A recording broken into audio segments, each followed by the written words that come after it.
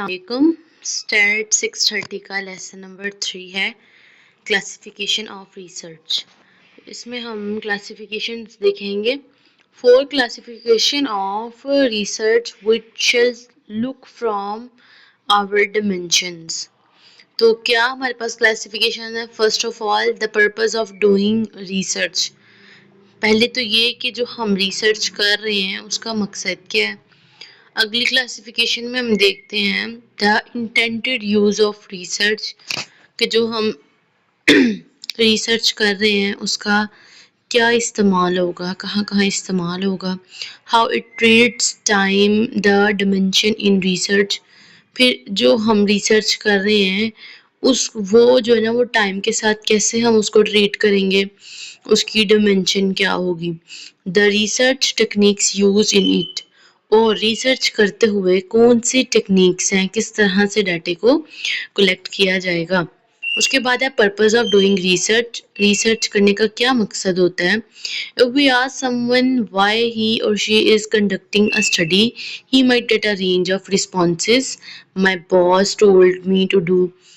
If it was a class assignment, I was curious. There are so many reasons to do research as there are researchers.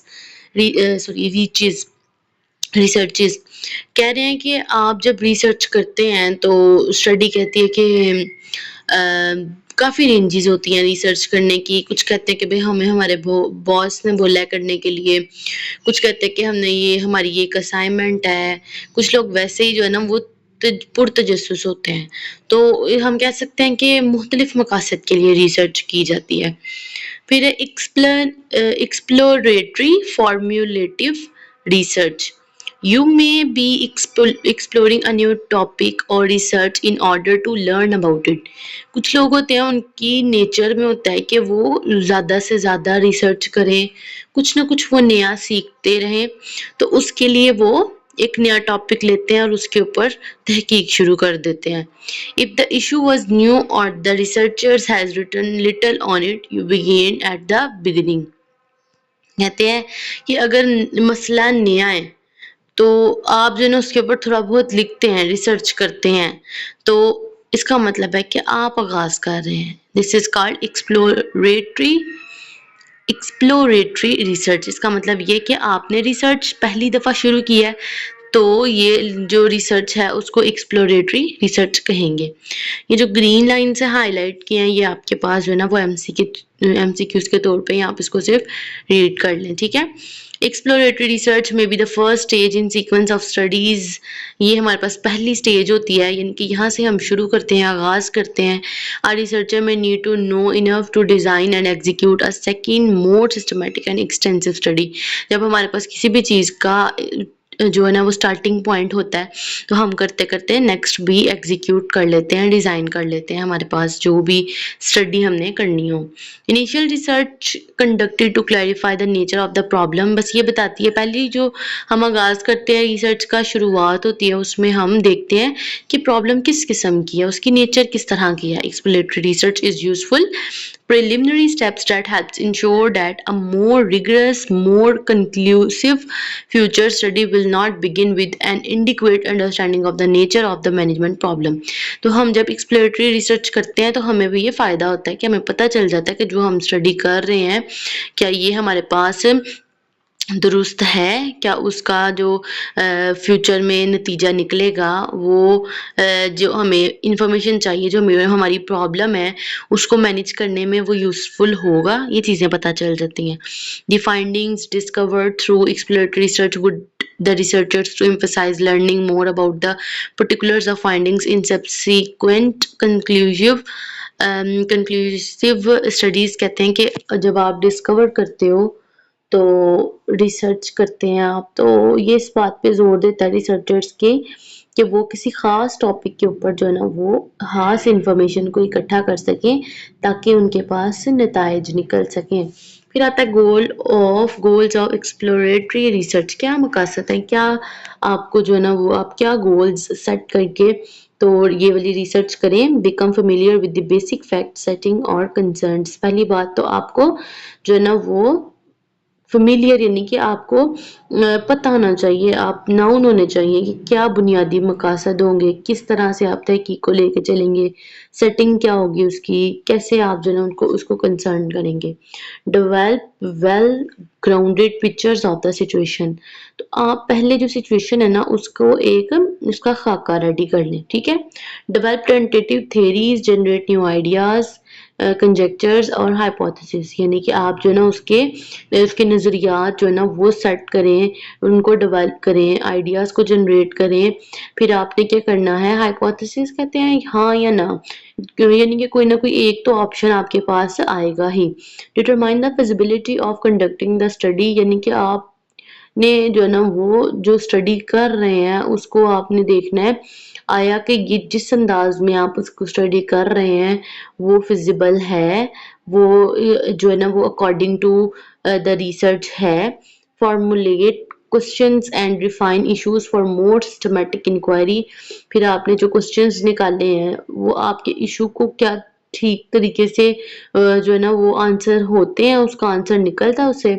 तो ये जितनी भी आप inquiry कर रहे हैं, develop techniques and a sense of direction for future research, तो इससे आपको जो है ना वो एक नया तरीका इजाद करते हैं जो कि बताता है कि फ्यूचर में आप किस डायरेक्शन में रिसर्च कर रहे हैं, ठीक है। उसके बाद आता है for exploratory research the researchers may use different source of getting information. तो आपको डिफरेंट जो है ना वो वेज अपनाने पड़ते हैं ताकि आप रिसर्च कर सकें, इंफॉर्मेशन हासिल कर सकें। पहला एक्सपीरियंस सर्वेज, आपको सर्वे करने पड़ते हैं एक्सपीरियंस वाले। उसके बाद secondary data analysis, case studies and pilot studies. One by one इनको देखेंगे। As a part of experience survey, the researcher tries to contact individuals who are knowledgeable about a particular research problem. ये इसी तरह से जैसे आप जो है ना वो एक एक बंदे से जो है ना वो राब्ता करके और जिसको इल्म हो उसके पास जाते हैं एक खास मकसद के लिए, तो वो आपको उस चीज़ के मुतालिक कोई ना कोई इन्फॉर्मेशन दे देता है, ठीक है। उसके बाद another in economical and quick source of background information is secondary data analysis. It is a preliminary review of data collected for another purpose, यानी कि इसमें आप क्या करते हैं कि आपने डाटा किसी और मकसद के लिए जो है ना वो कलेक्ट किया था, लेकिन वो आपके पास किसी और जो है ना वो मकसद के लिए भी इस्तेमाल हो सकता है, ठीक है। तो जैसे कॉल रिकॉर्ड है तो वो तो आप बैकअप ले रहे हो ताकि आपके पास जो है ना वो मैसेजेस वगैरह रहें आपके पास, लेकिन हो सकता है कि आपकी वही इंफॉर्मेशन किसी और मकसद में इस्तेमाल हो जाए किसी और टास्क को परफॉर्म करने के लिए, ठीक है। तो नेक्स्ट है the purpose of case study is to obtain information from one or a few situations that are familiar to the researchers problem situation। इसमें हम देखते हैं कि हमने जो इंफॉर्मेशन इकट्ठी की है एक नहीं एक से ज़्यादा सिचुएशन से, तो वो सारी एक प्रॉब्लम के सॉल्यूशन के लिए जा रही है कि नहीं, ठीक है। यानी कि डिफरेंट सिचुएशंस थी तब आपने इंफॉर्मेशन इकट्ठी की और अब आप जब उसको कंबाइन करते हो तो आप न्यू प्रॉब्लम को सॉल्व कर सकते हो कि नहीं। A researcher interested in doing a nation wide survey among union workers may first look at a few unions to identify the nature of any problem or topics that should be investigated। यानी कि researchers जो होते हैं वो जो है ना वो किस चीज़ के बीच इंटरेस्टेड होते हैं कि वो नेशन वाइड सर्वे करें और सारे लोगों की राय मालूम करें जितने भी वर्कर्स हैं जिनका यूनियन है, ठीक है। उसके बाद ये कहते हैं कि आप जो है ना वो जितने भी लोकल यूनियंस हैं उनको आइडेंटिफाई करते हो, उनकी नेचर क्या थी, उनकी प्रॉब्लम्स किस तरह की थी और उसके अकॉर्डिंग आप इन्वेस्टिगेशन करते हो। फिर आता है a pilot study implies that some aspects of the research is done on a small scale. ये इसी तरह से है कि आप किसी भी टॉपिक को रिसर्च कर रहे हो सिर्फ एक छोटे पैमाने पे। For this purpose focus groups discussions could be carried out. इस तरह इसमें जो है ना मोस्टली ग्रुप्स बने होते हैं और ग्रुप्स में जो है ना वो रिसर्च की जाती है, ठीक है। हाई लेवल पे जाकर रिसर्च नहीं होती। Descriptive research presents a picture of the specific detail of a situation, social settings और relationships।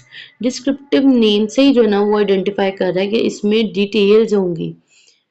डिटेल्स के साथ आप सिचुएशन को देखेंगे, फिर उसकी जो है ना वो सोशल सेटिंग करेंगे, उसके रिलेशनशिप्स को देखेंगे। The major purpose of descriptive research as a term implies is to describe characteristics of the population और फिनोमिनन। इसमें हम जो है वो डिस्क्रिप्टिव रिसर्च में बताते हैं कि किस तरह की खसूसियात होंगी जो ना वो पॉपुलेशन की। जैसे है descriptive researcher seeks to determine the answers to, इसमें रिसर्चर्स जो है ना वो जवाब तलाश करते हैं who, what, when, where and how, कब, क्या, कैसे, कहाँ, कैसे हुआ, ठीक है। तो उसके बाद आता है गोल्स क्या है इसके, determine the situation in terms of characteristics, उसकी खसूसियात के मुताबिक हम उसकी सूरत हाल को बयान करते हैं। फिर हमारे पास क्या आता है, जैसे मिसाल है जैसे provide an accurate profile of a group, कि हमने ग्रुप की बिल्कुल दुरुस्त प्रोफाइल बतानी है तो हम उसके लिए डिस्क्रिप्टिव रिसर्च का इस्तेमाल करेंगे। ये वर्बल और numerical pictures of the situation, इससे हम सिचुएशन को एक हिसाब का समझा देते हैं किसकी फॉर्म है, परसेंटेजेस के लिहाज से ना, न्यूमेरिकल तरीके से। प्रेजेंट बैकग्राउंड इंफॉर्मेशन, जो भी सूरत हाल है उसकी बैकग्राउंड की इंफॉर्मेशन आप इससे हासिल करते हैं। Create a set of categories और क्लासीफाई द इंफॉर्मेशन, आप कैटेगरीज सेट करते हो, उसके मुताबिक इंफॉर्मेशन को डिवाइड करते हो। Clarify sequence set of stages, फिर आप बताते हो कि कैसे सीक्वेंस के साथ आप उन जो आपने क्लासिफिकेशन की है उसकी कितनी स्टेजेस होंगी, और फिर आप किसके ऊपर फोकस करते हैं, कौन, क्या, कब, कहाँ और कैसे, ठीक है, बट नॉट वाई, लेकिन हम ये नहीं देखते कि क्यों किया जा रहा है ये सर्च, ठीक है। उसके बाद है एक्सप्लेनेटरी रिसर्च, इसके नाम से पता चल रहा है एक्सप्लेनेट करना ना, तो when we encounter an issue that is already known and have a description of it, we might begin to wonder why things are they were the way they were. ये जैसे आपने ऊपर वाले पढ़े ना डिस्क्रिप्टिव में कौन कब कैसे, लेकिन उसमें क्यों नहीं पढ़ा। तो एक्सप्लेनेटरी में हम देखते हैं कि जो भी हमने इंफॉर्मेशन गैदर की है उसमें हम क्यों कर रहे हैं, जो है ना वो उसको इकट्ठा कर रहे हैं, उसकी क्या रीजन हो सकती हैं, वाई जो है ना वो इस डिजायर को एक्सप्लेन कर रहा है, ठीक है। फिर एग्जाम्पल भी दिए इन्होंने, अ डिस्क्रिप्टिव रिसर्च में discover that 10% of the parents abuses their children's, whereas the explanatory research is more interested in learning why, कि आप डिस्क्रिप्टिव में बता दो कि 10% जो है ना वो पेरेंट्स अपने चिल्ड्रन को अब्यूज कर रहे हैं, ठीक है, लेकिन आप एक्सप्लेनेटरी में बताते हो कि क्यों ऐसा कर रहे हैं, ठीक है। फिर इसकी जो है ना वो कुछ टॉपिक्स आ जाते हैं, इसके पॉइंट्स आ जाते हैं, आप इनको स्टडी कर लें। जैसे ये 5-5 है, आप 3-3 याद कर सकते हैं इसमें से, और जो हाईलाइट है उसको समझें, उसको याद भी कर लें ताकि पेपर में आए तो आप लिख सकें कुछ ना कुछ। Explain things not just reporting why, आपने बताना होता है कि हमने बस ये नहीं बताना कि क्यों, बल्कि उसको मुकम्मल थ्योरी भी पेश करनी है उसके ऊपर। फिर कौन सी एक्सप्लेनेशन ज़्यादा अच्छी रहेगी, फिर उसमें जो भी आप थ्योरी लगा रहे हो उसमें कितनी दुरुस्तगी है, वो चीज़ हम देखते हैं, यानी कि थ्योरी प्रिडिक्शन जो है ना या प्रिंसिपल लगता है इस पे, उसको टेस्ट करते हैं। फिर उसके बाद है advance knowledge about underlying process, आपके पास जो भी जिस भी टॉपिक पे आप रिसर्च कर रहे हो उसका आपके पास एडवांस नॉलेज आ जाता है, ठीक है।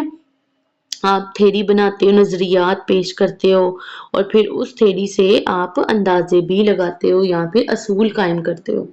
उसके बाद है the use of research, research का इस्तेमाल कहाँ कहाँ किया जाता है, तो हमने बताया कि जहाँ जहाँ प्रॉब्लम होगी उसकी अंडरस्टैंडिंग के लिए हम रिसर्च का इस्तेमाल करेंगे, और वो लोग जो इसकी नेचर को, रिसर्च की नेचर को अंडरस्टैंड करना चाह रहे हैं ताकि उसको रियलिटी के साथ जोड़ सकें, तो वो हमारे पास जो है ना वो बेसिक रिसर्च कहलाती है।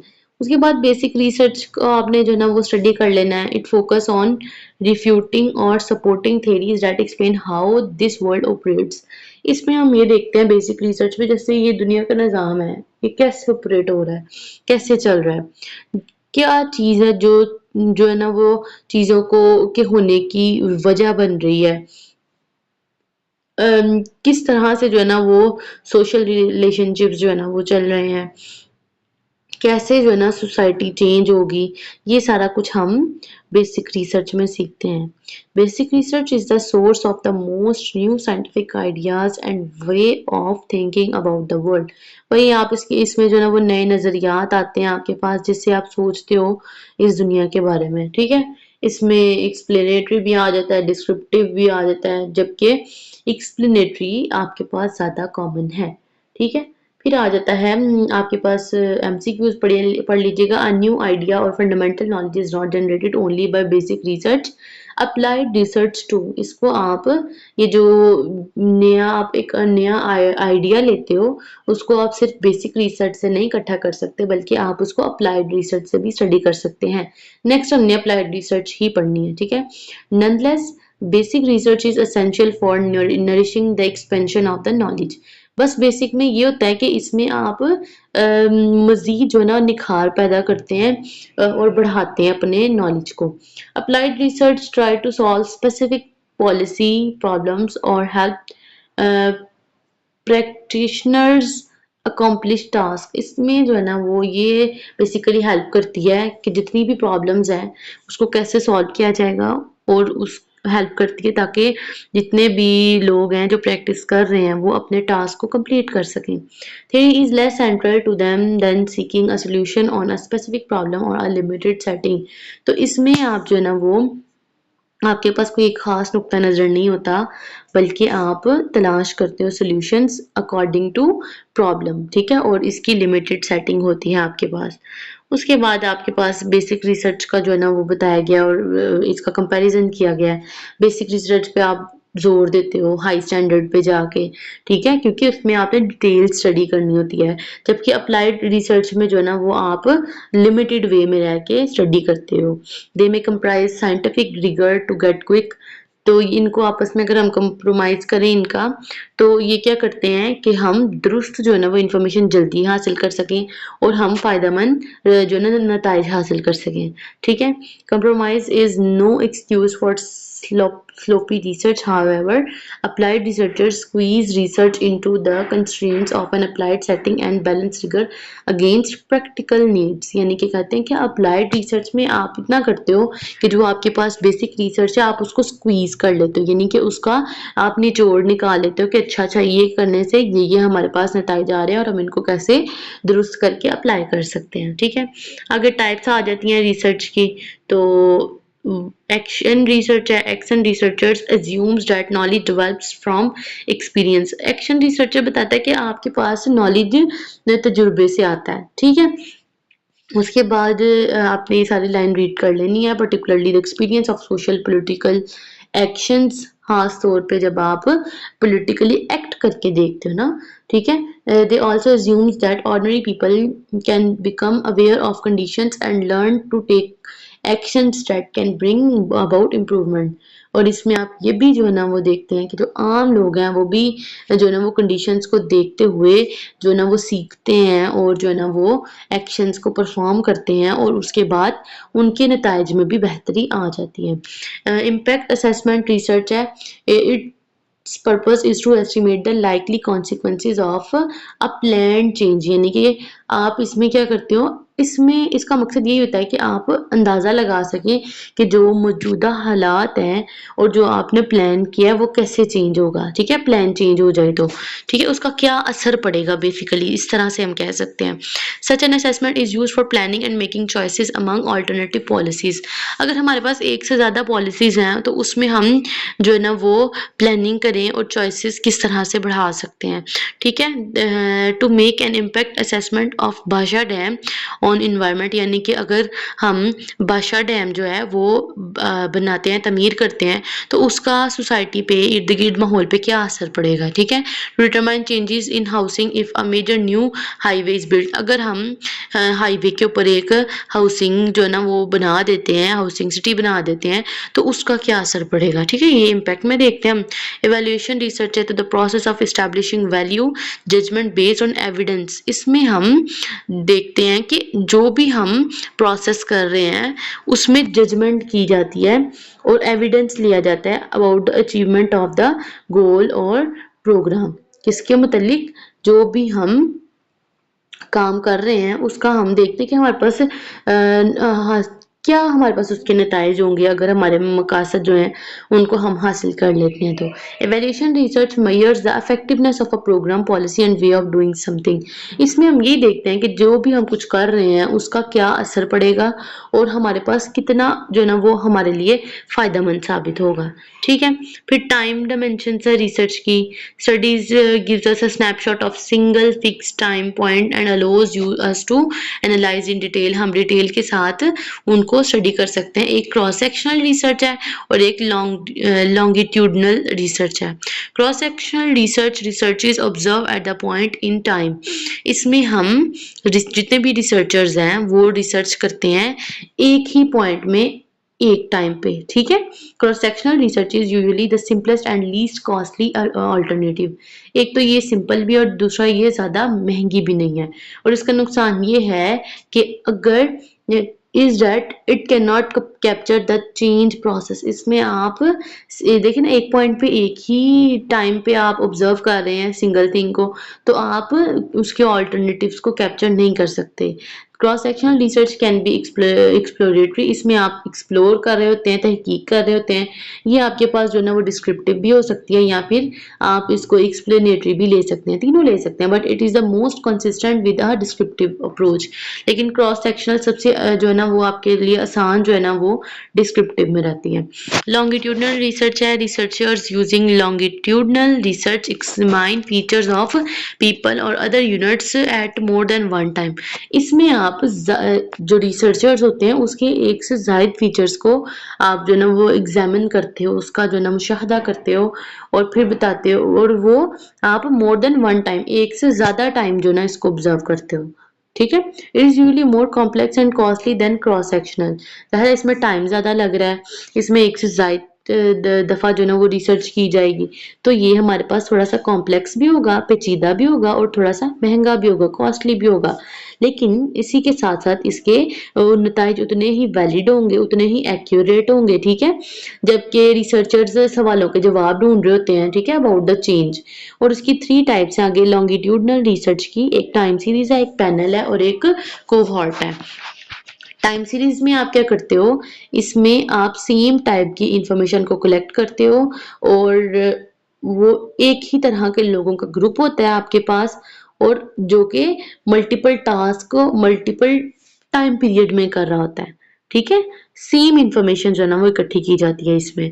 उसके बाद है इन panel study the researchers observe exactly the same people group और ऑर्गेनाइजेशन अक्रॉस टाइम पीरियड। इसमें जो है ना वो आप जितने भी रिसर्चर है वो एक तरह के लोगों को जो है ना वो रिसर्च कर रहे होते हैं, उनके बारे में ऑब्जर्वेशन कर रहे होते हैं। हो सकता है एक ही तरह की ऑर्गेनाइजेशन के ऊपर काम कर रहे हो एक वक्त में। In it is a difficult to carry out such study. और ये वाली स्टडी को करना ज्यादा मुश्किल होता है। ठीक है, उसके बाद है cohort analysis is similar to the panel study but rather than observing the exact same people. इसमें भी आप जो ना ये आपके पास पैनल स्टडी की तरह ही है, यानी कि आप एग्जैक्टली ऑब्जर्व कर रहे होते हो एक ही तरह के लोगों को। लेकिन इसमें क्या है, a category of people some who share a similar life experience. लेकिन इसमें वो वाले लोग भी शामिल होते हैं जो अपना एक ही तरह का जो ना वो जिंदगी का तजर्बा बताते हैं और एक ही जो है ना वो टाइम पीरियड में इसको स्टडी किया जाता है। This focus on the cohort और category not a specific individuals. इसमें किसी एक के ऊपर नहीं तहकीक की जाती बल्कि ग्रुप ऑफ पीपल या फिर ऑर्गेनाइजेशन के ऊपर सर्च की जाती है। फिर उसके बाद आपके पास रिसर्च है, उसकी टेक्निक्स कौन सी यूज होती है। एक होती है क्वांटिटेटिव। क्वांटिटेटिव ऐसी चीज होती है जिसको आप मेजर कर सकते हो, ठीक है, जैसे काउंट कर सकते हो। जैसे एक्सपेरिमेंट्स कितने किए जा चुके हैं, कितने सर्वे किए गए हैं, कितने लोगों पे किए गए हैं, कंटेंट एनालिसिस होता है इसमें। ठीक है, और यूजिंग एग्जिस्टिंग स्टैटिस्टिक्स, जो आपके पास मौजूदा शुमारियात हैं, मौजूदा नताइज हैं, उसको इकट्ठा करके उसके ऊपर रिसर्च की जाती है। जबकि क्वालिटेटिव के बीच आप जो है ना वो किसी भी चीज की करेक्टरिस्टिक्स को डिफाइन करते हो, जैसे फील्ड रिसर्च, केस स्टडी आपने की या फोकस ग्रुप डिस्कशन। तो ये आपके पास था लेक्चर नंबर 3। तो होप सो आपको समझ आ गई होगी। अल्लाह हाफिज।